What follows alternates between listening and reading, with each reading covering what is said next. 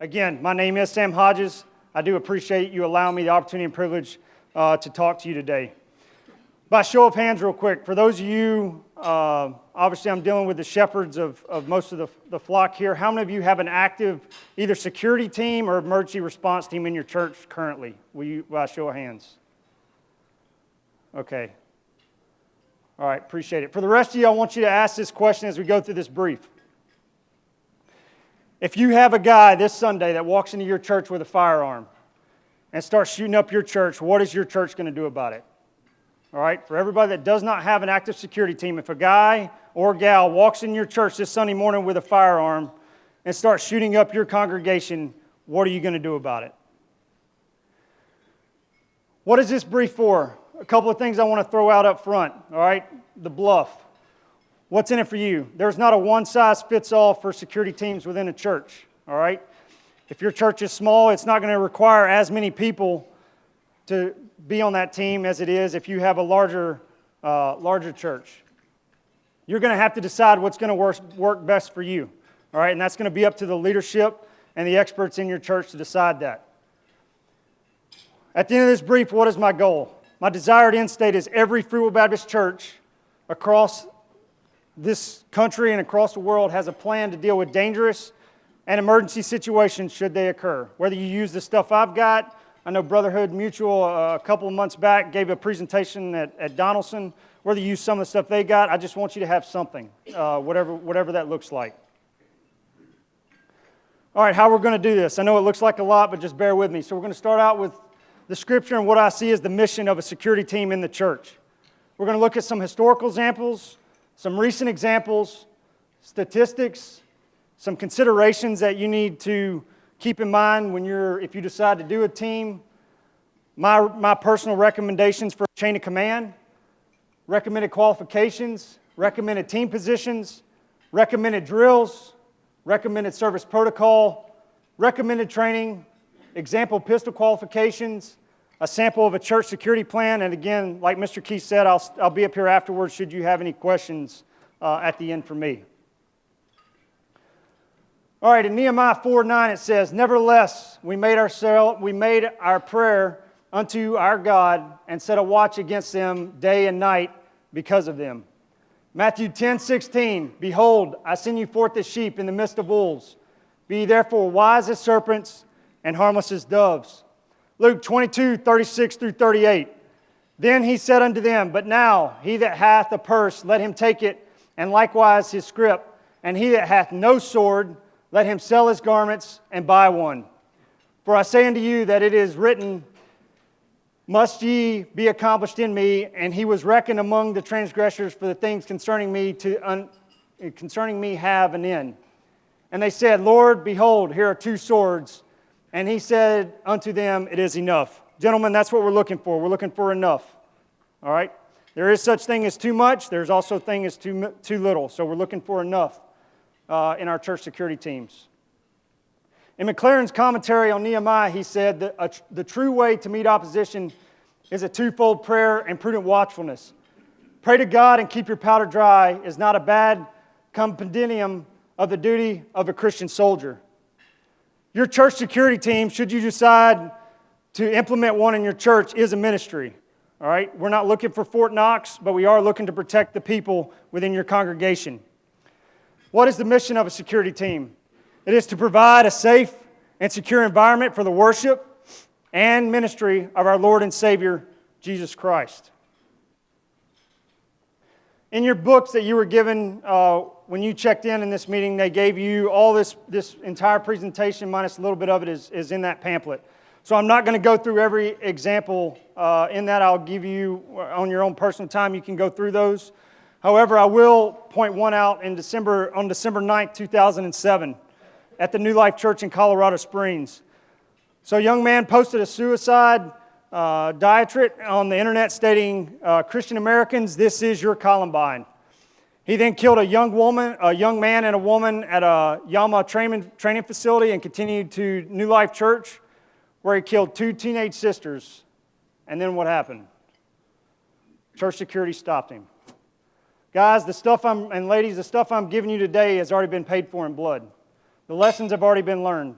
The stuff I'm giving you is nothing new. It's nothing we haven't been dealing with. Also in your book, we go all the way back to 1980, the Southern Baptist Convention. There's an article in that that you can read from the people that were involved in that incident and what they recommend every church should have. And again, their end state after their incident is a security team. Recent examples all the way up to earlier this year, and we'll just cover the last one. On September 20th in East Alabama, police authorities reported that James Jr. Mentor, 26, is being held without bond in the shooting of his girlfriend, his infant son, and a pastor who tried to intervene Sunday morning. According to the police and witnesses, Mentor opened fire during a church service at Oasis Tabernacle Church in East Selma, Alabama. Mentor shot his girlfriend in the face, and 1-month-old baby was shot in the hand. Pastor Carcel of Oasis Tabernacle Church was shot in the leg while trying to grab the weapon from Mentor. According to officials, victims are in stable condition. All right, so all the way up to earlier this year, an incident happened within the church. Statistics. Again, I'm not going to go through all these. They're in your book. I do want to highlight a couple of them.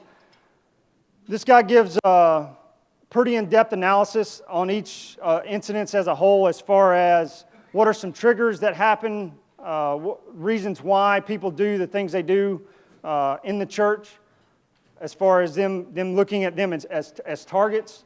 I will point out that there's been 1,018 deadly force incidents since 1999. I did look at the updated statistic that this guy has on his website Friday. He updated the following week, and there was no changes up to this point. So currently, according to his statistics, as of Friday, we're still looking at 1,018 deadly force incidents that have happened in churches since 1999 when he started doing this. The three main triggers that causes somebody to choose a church is domestic violence spillover, you have personal conflict, and then robbery, according to his analysis, are the three main reasons that people choose churches. Of those, if somebody comes to your church, what are they likely to have? He also breaks this down. So they're likely to have a gun. 57.47% of the time, they're going to have a gun on them. Then we go down. 91% of the time, they're going to be a male. And then 72% of the time, they're going to be acting alone. All right? So keep that in mind as we go through this. They're going to probably have a gun. It's probably going to be a male, and he's more than likely going to be by himself. However, if you decide to do this, we're not training for that single attacker. All right? He's what we know about. All right? What I know about, I'm not that concerned about, because if I know about it, I can take care of it. I can plan for it. It's the unknown. It's what I'm concerned about. All right? He also breaks it down by year, all the way to present. And as you can see, starting in about the 05-06 time frame, it's just gradually gotten more each year, more each year throughout churches. Who's at the top of the list? Baptist. All right. Out of all the denominations, and he goes all the way down to Scientology. Out of all the denominations out there, Baptists are at the top of the list. All right. That's us. That's us. Southern Baptists. Baptists are at the top of the list. All right, with that being said, so you're one of the churches in this room that does not have a security team. You're asking yourself, well, this might be a good idea. How do I get started? The first thing I'm going to tell you to do is you need to be aware of your state and local laws. I do not have all 50 states' local laws and state laws memorized. That's some of the research you're going to have to do on your end. Where I'm from in North Carolina, we had to do our own research and to make sure we were in compliance with those state and local laws. You're also going to need to talk with your insurance company, all right, whoever that is, to figure out the liability and what they recommend as far as if you do decide to have a security team, what they're going to want from an insurance standpoint. Your church leadership, all right, more specifically the pastors and the deacons, in my opinion, should be the approval authorities for all members of the team. And I'll go into this more later on in the brief, but I think ultimately they should be the deciding factor. Somebody else is going to make a recommendation for a guy that needs to be on the team, but they're ultimately going to be the ones that give the okay for that guy or gal to be on the team. How big should a team be? Well, that's going to be determined by your church. If you have what I call a shotgun church, you open the front door and everything's dead center and you go straight out the back, you might not only need 3 or 4 guys. If you've got a multi-level building or a building where you have a life center on another building in the main church, you're probably going to need, 10 or 12 guys. It might even be more than that. I don't know what you're going to need without looking at your building. So the size of the team is going to be determined by the church and what the leadership determines as how many they think they need to handle a situation. When you go to pick individuals, all right, quality over quantity. I would rather have 3 guys or 4 that I feel are highly trained that can handle a situation than have 10 guys just to say we have 10 guys on the team. When rounds start flying, everybody's going to react in different ways. You do not need the guy who, failed the police academy, so to speak, and as soon as you give him a gun and a position, he's gun-ho and he's ready to, John Rambo, so to speak, on the security team. That's not the guy we want. All right, we want qualified individuals. Some examples of who a qualified individual could be in your church if you have these people. Police officers. So obviously I've got them up front. That badge carries a lot of weight. All right, and if you have even if you have a guy that comes into your church or gal that decides to shoot up the place, it's nice to have them on hand, obviously due to their training, their local knowledge. My brother's a police officer. Excuse me. And we'll ride down the street or be in Walmart, and I'll be like, dude, why is that guy looking at you? He'd be like, well, I've arrested him 3 times. He's like, I know him. You know what I mean? And the same thing's true to your church. If you've got a police officer in your church and a guy walks in the back door and you have that team present, he might already know, hey, I know this guy. I took him to jail 3 or 4 times, or one of his buddies did. I've already had interaction with him. So you've got the local knowledge as well as that badge, even in a protest situation. He can walk up to that protester, show him a badge, and sit down or go to jail, and that might be all it takes to completely de-escalate that situation. So look at your police officers if you have those available. Military. Obviously, they've got training. They're trained to deal with stressful situations. And so those are other people you need to consider if you decide to put a team together. Once you get past them, if you have none of those available, look for your civilian firearms instructors. If they're teach a concealed weapons class, if they're just a fanatic about firearms, they could tell you what type of firearm and where it's made, and they're just fanatic about firearms. They go shooting all the time. That may be another person you consider putting on a team. And then lastly is just somebody who has a concealed weapons permit. All right? But when you look at these people, we don't want Barney Fife, and we don't want John Rambo. All right? I don't need the guy that's going to be, as soon as if somebody does decide to shoot up the church, all right, you don't want the guy that's going to be cowering down because we need you to go handle that situation to prevent other people from getting shot. I do not need the guy that's going to go in and shoot everybody else up in the church in the process of trying to get to the guy that's shooting everybody in the church, all right? So you need to balance that, all right?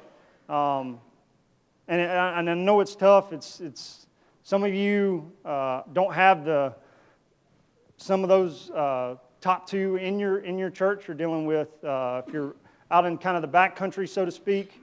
You might not have the police officers and military, but that does not mean you cannot have a security team just because you don't have those people. You can. It's just going to require a little bit more training. All right, again, this is my recommendation. Some churches, you're going to be, nope, I want my guys to have a badge, and that's completely up to you. But in my opinion, the identity of the team members should not be disclosed to the church.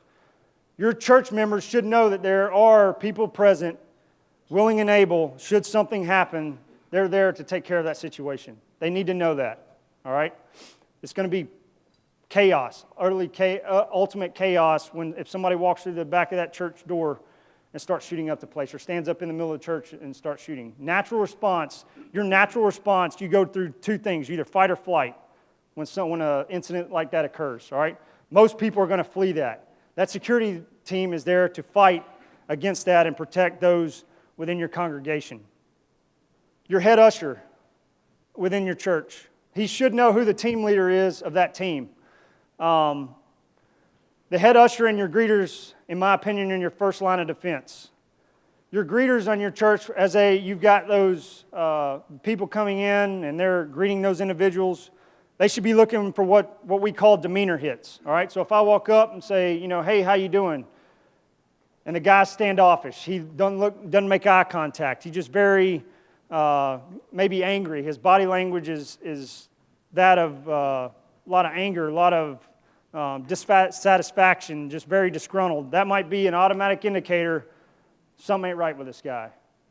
Does he want to shoot up the church? I don't know. Did he just get in a fight with his wife and just looking for a place to get away and need some comfort?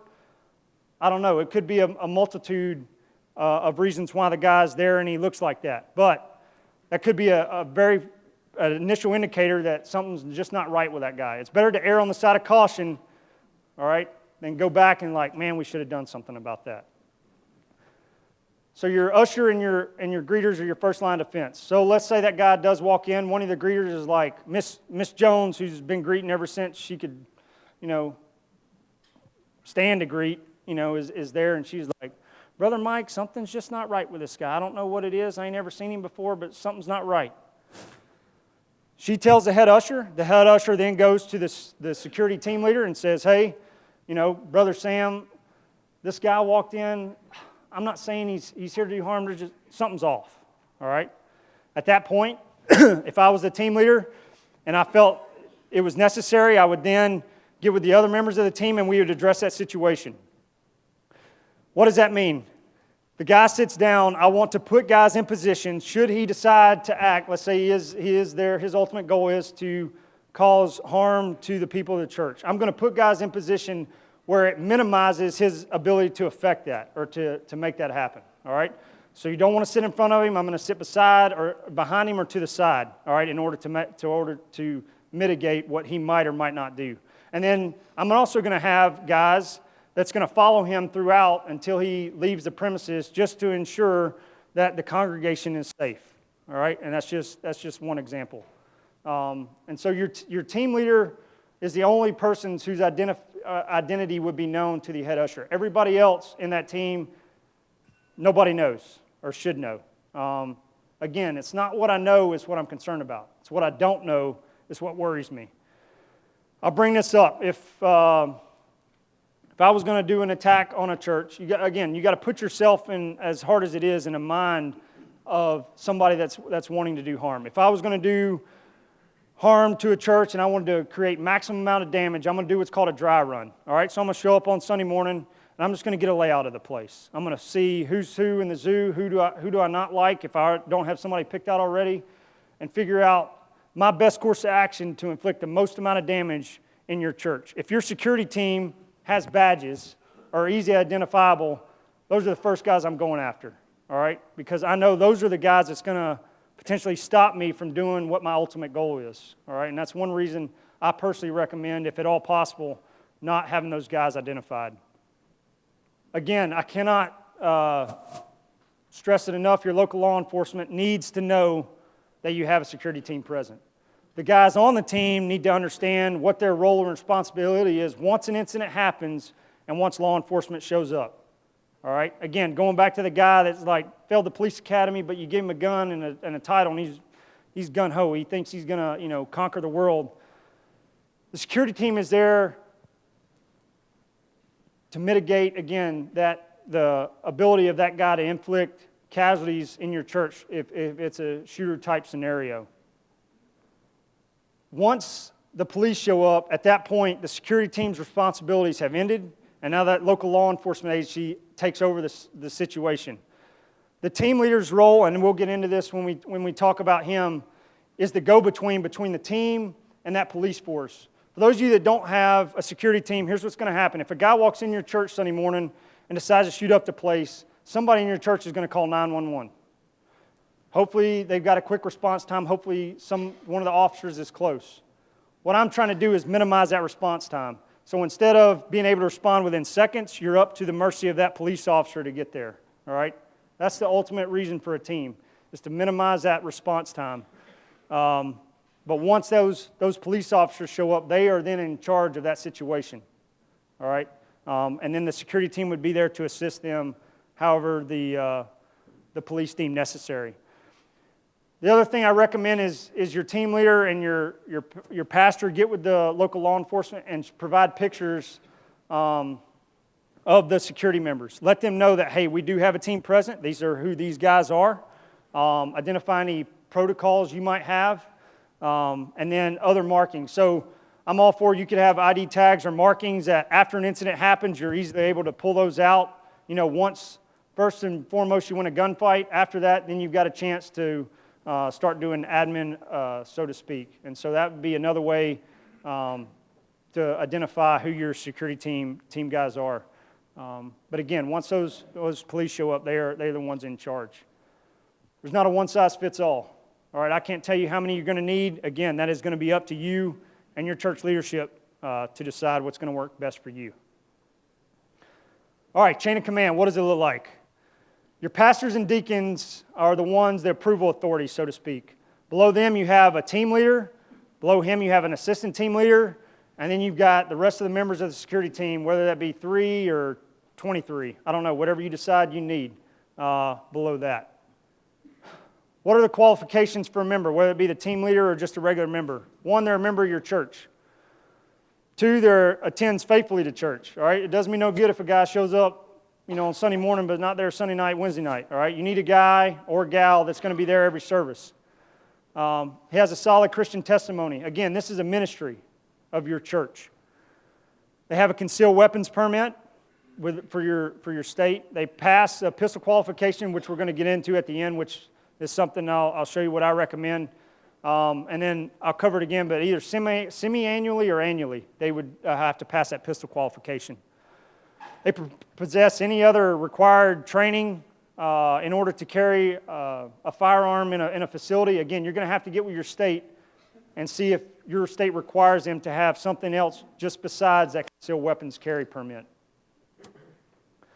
They demonstrate the ability to control themselves and remain calm during stressful situations or tense situations. Again, I do not want the guy, once rounds start flying and Miss Jones gets shot in the face, that he's going to completely lose it and not be able to take out that threat. Again, we're trying to prevent other people from getting harmed by the people who are trying to harm us. And then obviously it goes without saying, not on any mind-altering medications or any other medications where the judgment of the team member could be impaired. Again, we're going back to liability.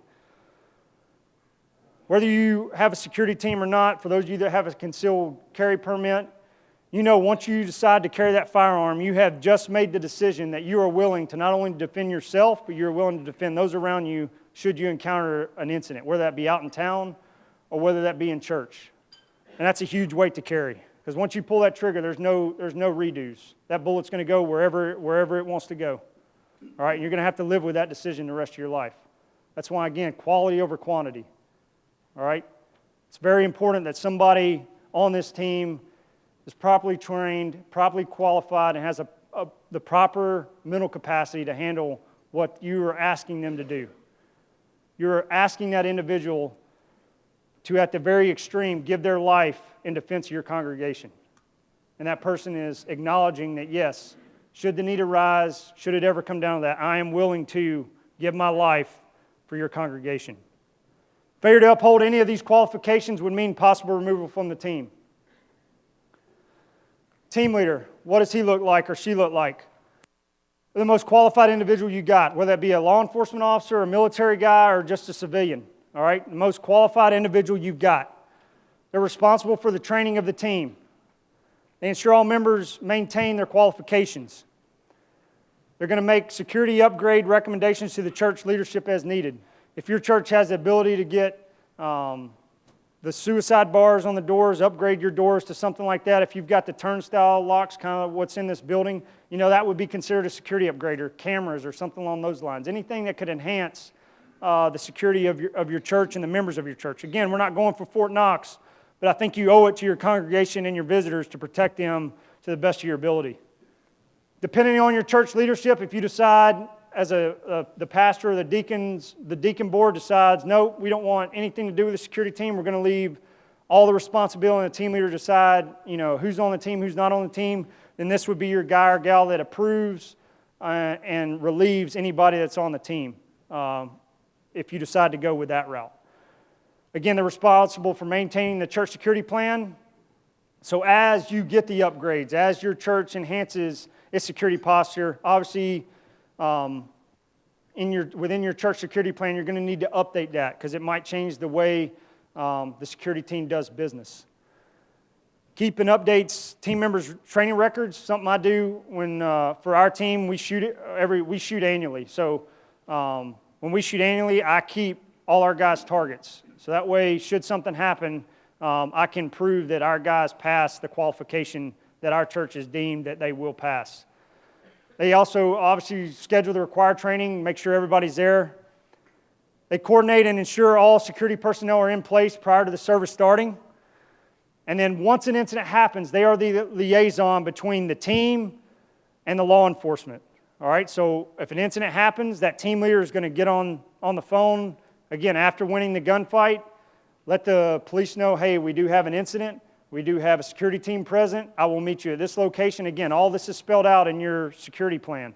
I'll meet you at this location. My guys are here, here, and here. And then when the law enforcement comes in, they're going to, again, take over the situation and relieve those guys as more law enforcement officers get there. And then they're going to coordinate any evacuation needed of the church during incidents. And it didn't have to be a shooting incident. It could be a natural disaster type incident or anything along those lines. So that's ultimately kind of what the team leader responsibilities are. All right, your assistant team leader. Who are they? The second most qualified individual you have within your congregation. They assist in team training and scheduling. They make also recommendations to church leadership as needed. Again, security upgrades. Anything that we can do, as small or big as it is, to enhance the security of our church, we want to do those things if it's within our power and means to do so. They also assist in maintaining and updating the church security plan as needed. And again, should that team leader be absent for whatever reason, sick, vacation, he would then accept the role of that team leader and his responsibilities or her responsibilities. And they're going to be responsible for controlling the team during an incident. All right, so again, going back to the active shooter scenario in the church. Guy walks in the back door. First and foremost, you win the gunfight. After the gunfight, the team leader is going to be the one coordinating between the police and the team. The assistant team leader is going to be controlling the team, because once in our church, if a guy come in the sanctuary, after we lock down the sanctuary, I don't know who else is with him. Did somebody else walk with him and he's hiding out in the bathroom? At that point, I have to go clear the rest of my church to make sure there's no other threats there. All right, and so that's what this guy, your assistant team leader, is going to be doing. He's going to be coordinating the rest of your team's efforts to ensure the rest of your facility, there's no other threats present. All right, and then once law enforcement gets there, you will then transition to wherever you're at to them so they can, again, take over. So your assistant team leader and team leader are going to be in constant contact with each other as far as where's everybody at, what's everybody doing. So that way law enforcement has a real-time, near-perfect updated picture. So when they show up on scene and they see a guy with a gun, they're not shooting your security guy because they already know who he or she may be. All right, and then you have your regular team member of the team. They recover their assigned sector within your church, however your church breakdown looks like, whatever it may be. They also make recommendations to the team leadership about recommendations they might have as far as security upgrades, stuff they would like to see to maybe enhance the security of your facility. And then ultimately they take orders and directions from the team leader and assistant team leader. Too many chiefs, not enough Indians. I know we've all heard that before. The team leader and the assistant team leader are there to lead. They're there to control the incidents, all right? So all the other members on the team need to understand that, all right? If the team leader or assistant team leader tells them to go do something, obviously they're at the mercy of the decisions that's being made right then and there, all right? So there's a chain of command for a reason. We want control. It's going to be chaotic, but we want control chaos as much as possible. All right, recommended drills. So you decide to do a team. What should they plan for? Obviously, an active shooter goes without saying. All right, you need to have a plan for that. If somebody walks in this facility from this location, what are we going to do? From that location, what are we going to do? I would recommend staying away from detailed plans. All right, plans only survive first contact. After that, they go berserk. All right, but everybody needs to have an initial place that they go, so the team leader and assistant team leader can then direct them for further on use, again, in clearing the rest of that facility out. Suspicious persons. Again, going back to, little Miss Jones saw that guy walk in that she just wasn't real sure about. How do you handle that guy? Or maybe it's a lady. How do you handle her? What's your protocol for that? Medical emergencies. All right, we've had them in our church. People that have had seizures, heart attacks, minor medical stuff. How are you going to handle those things? Disturbances, protesters. Again, all those things you need to have a plan in place for about how you're going to handle that specific scenario. One idea that I know a church has, and we've kind of implemented, so a protester. A guy stands up in your church and just starts screaming obscenities, and he's fed up with your pastor. What are you going to do? Well, easy way is have the pastor stop preaching, have him start leading the congregation in a song, because at that point you have all the attention is no longer on him, it's everybody singing to the top of their lungs, and then it gives the security team a chance to go address the issue. Again, just one suggestion of something that might work for you, but again, it's going to be up to your church leadership as well as the members on what they want to do and how to handle it. Media procedures. An incident happens, they're going to want to talk to somebody, all right, within your church. So most of the time, it's going to be your pastor or associate pastor is who I'd recommend as far as your media guys being. But again, you might already have somebody, depending on the size of your church, so that's their sole responsibility. So how are you going to handle media? Natural disasters. What is your protocol for that? Fire, suspicious packages, and a bomb threat. All right? All things that you need to have, again, an initial plan in place of how we're going to handle this situation should it happen at our facility. All right, so at our church, what is some of the service protocols I recommend? Kind of after the offering is good kind of gauge to go off of, because after the time you take an offering, anybody that was going to be in church is probably in church, all right? Even your late guys. Everybody knows who I'm talking about. The guy that just, or family just, they show up 10 minutes late. It don't matter if fall back or fall forward, they're going to show up 10 minutes late. So at that point, everybody's there. So if you have the ability to do so, you lock every entrance except for your front doors, all right? What does this do? Ones, it mitigates who's the ability for somebody to come in, all right? If you have a person in the right position and somebody tries to enter one of those, let's say, side doors and they have viz on it, at that point, you're buying yourself time, all right? That's what we're looking for, buying ourselves time to give us the ability to react to the situation, all right? So I'm minimizing the available accesses they have to my facility. If you can do so without violating fire code, I highly recommend it. Parking lots, all right? It's not a bad idea. Again, kind of after the offering, if you're locking your doors, have a guy or a gal go sweep the parking lot, all right? Too many times you'll find, somebody contemplating wanting to do something. They'll just be in the parking lot in their car, bobbing back and forth, just really deciding, is this something I really want to do or not? And that might be, again, if you're able to mitigate that, again, that person sweeping the parking lot might be able to do that. All your members of your team are in their assigned sector prior to the service starting, all right? That goes without saying. They're in their areas. You'll see when I get to this diagram, there's not one specific seat that your guy or gal needs to be in. It's just an area. They need to be somewhere in that area and on an outside seat or within, if not the outside, the second seat in, all right? You don't need to be center of the pew, so to speak, because then at that point, if something happens, it's going to be hard to get over people, all right? So either an outside seat, preferable, or one seat in their assigned sector prior to service starting.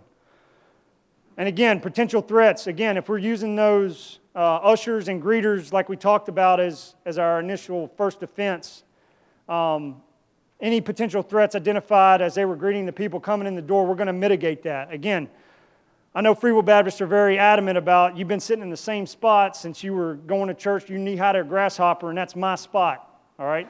But I tell the guys on the security team, you got to be flexible, because if a guy walks in, we're going to have to adjust how we sit in order to potentially mitigate the threat to the congregation. So all those are handled prior to the service starting. Even during the service, let's say a guy walks in during the middle of the service, all right? Again, going back to your plan, you're going to have something in place where a guy, hey, if he walks in and sits in this area, how are we going to move a guy around to help mitigate that? Training, what should training look like? My opinion, everybody should attend a basic first aid class, CPR class. Again, to handle those minor emergencies. If you've got a doctor or a nurse in your church, you need to identify who those people are, because they need to be your go-to. Obviously, because they have enhanced medical training. So not to say those people need to be on the team, but the team does need to know that you do have a doctor or a nurse within your congregation, so if something happens, they can immediately go grab that person. They know who they are. Because if it happens, let's say, at the children's facility, which is outside, next door, John, who's on the security team, needs to be able to say, hey, go get Miss Jones because she's a registered nurse and we need her over here now to handle this, all right? So just know who those people are.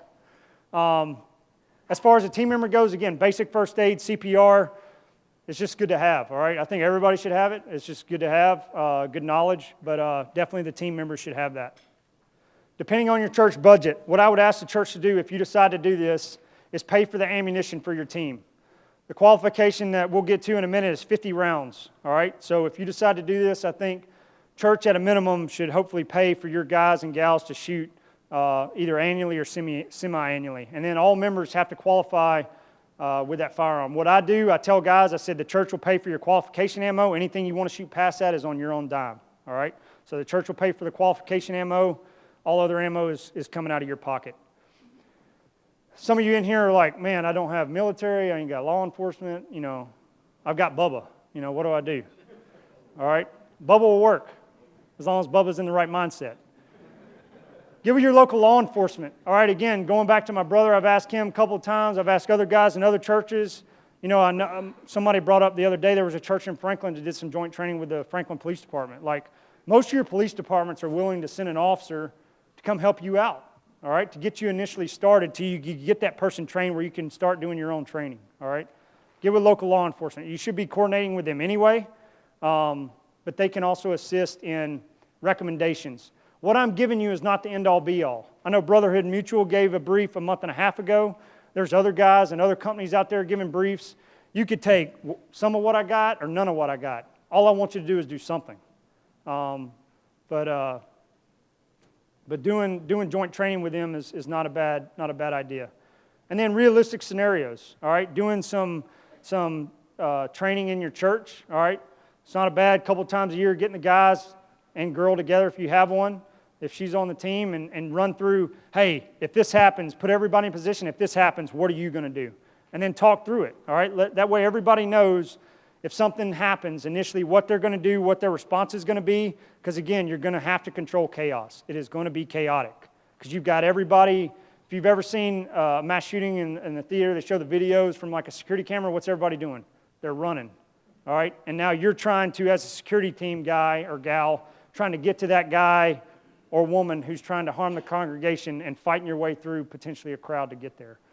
So it's good to have an initial reaction plan for an incident should it occur. All right, pistol qualification. What does it look like? So for us, it's a 50-round qual. The first 25 rounds are stationary. The farthest you shoot is 10 yards. When you do and set up your church security plan, I highly recommend your positions be no more than 10 yards away. Why do I say that? I do not want John shooting all the way across the auditorium trying to hit a guy who's on the far right side of the auditorium who decided to do something that Sunday. Again, you're talking about chaos. There's going to be people running back and forth. On top of the farther you are away, the more chances there are of misses, because when you get in an amped up situation like that, the first thing to go is your fine motor skills, all right? And so you have to not only control yourself, but again, there's no redos once you pull that trigger. That's it. So we're trying to mitigate that as much as possible. Most firefights or police officer engagements, they would tell you is roughly 5 to 7 yards, all right, in 3 to 5 seconds. And so that's kind of the model we're trying to go off of, again, trying to mitigate the risk to the congregation as well as being able to take out that threat. So you start at the 10-yard line and it goes all the way down to the 5. You can go as close as the 3 if you want to. Or whatever else you decide to do, and then the initial 25 rounds are just doing controlled pair. So a controlled pair is 2 shots, 2 sight pictures. So you shoot, you reset your sights, and you shoot again. A hammered pair is one sight picture, 2 shots. So I put my sight up on target and I fire 2 rounds as quick as possible. Failure to stop drill. Failure to stop drill is 2 rounds, center mass of the chest, and then 1 headshot. I'll get into headshots right after we go through this pistol qualification and why your guys and gals need to train for a headshot. There is situations that you potentially might encounter where a headshot is warranted. And so that's the first 25 rounds. Again, that's all stationary, and then from the holster and then some out of the holster. The second 25 rounds is what I call action drills or moving drills, all right? Again, if a gunfight happens, we're not Wild West. We're not, going to walk out 10 paces and start shooting at each other. They're going to be moving, you're going to be moving, all right? And you need to train to that for your guys. When I first started our team, most of our team is military and police officers. We do have a couple of guys we brought on board that just had a concealed weapons class. And so starting those guys out from basic pistol qual, which most of your concealed carry classes do, all the way up to where they have to move, it's something that if you don't train to, it's challenging, all right? But your guys and girls that are on that team need to be able to do that.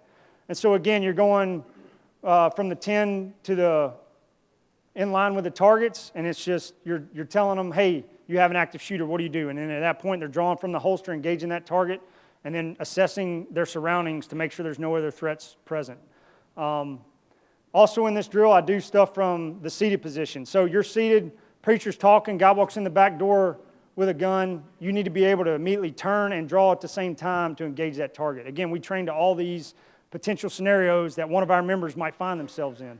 And I would ask you to do the same if you do this with your congregation and your team. They need to be doing stuff and put themselves in a position that they might find themselves within the church. Everybody can be what I call a five-yard line hero, all right? You see the guy that puts their pistol target on Facebook and like the black ring is just knocked out, like there's no room left. And then you get talking with the guy who's like, yeah, it's that 5-yard line just plugging away. Anybody can be a 5-yard line hero, but when you start moving, when you start adding laterals and moving back and having to adjust yourself, well, then you're throwing another variable in there, and not everybody's accustomed to that. So you need to train to that standard. All right, how do we score it?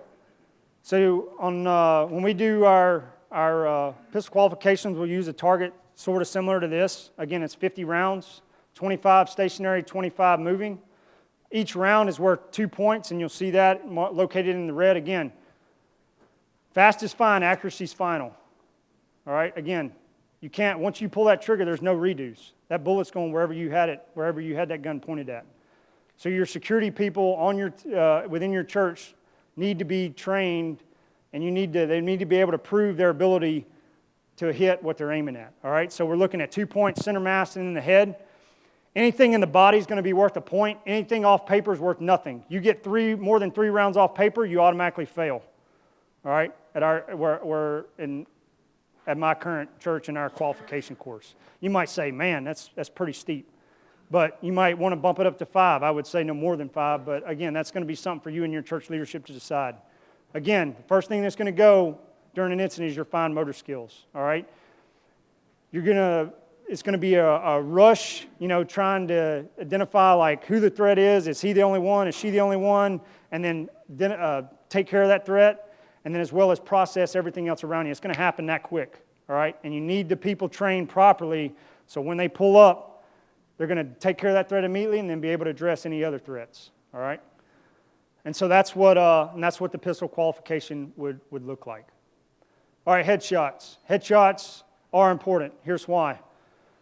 There is such thing as the medulla oblongata, all right? It's kind of, think of it in your house, you've got the master breaker switch in your house, all right? That's what that is to your body, all right?